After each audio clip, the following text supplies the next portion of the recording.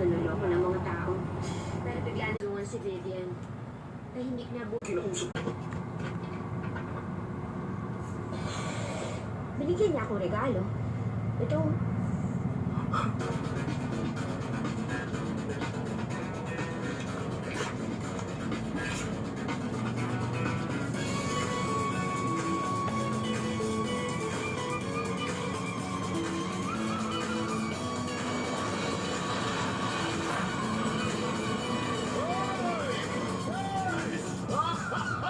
Asan na siya?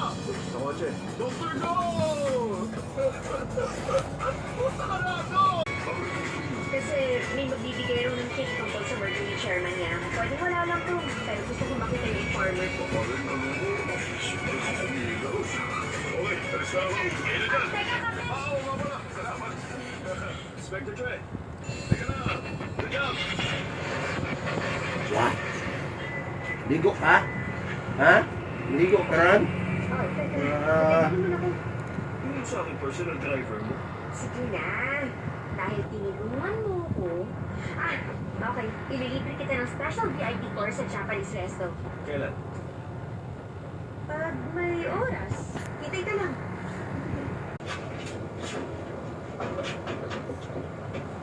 Ay.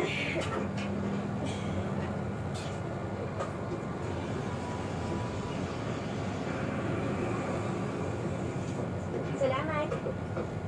Nga pala, hindi ko muna kailangan kontakin si Skunk, no?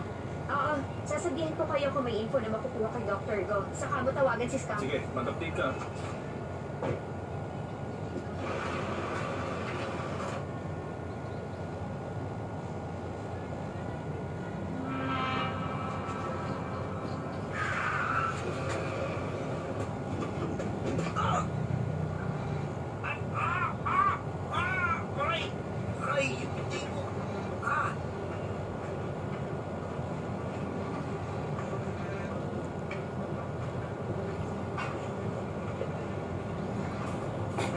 Ang Cultural Heritage Team, mukhang nagkakapangil sila nitong mga nakaraan.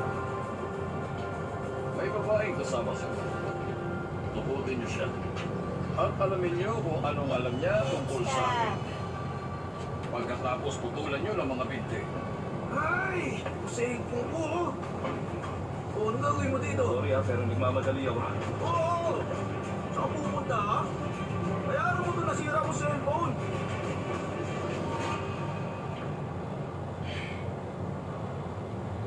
Sigurado kung hindi lang kayo basta napadaan dito.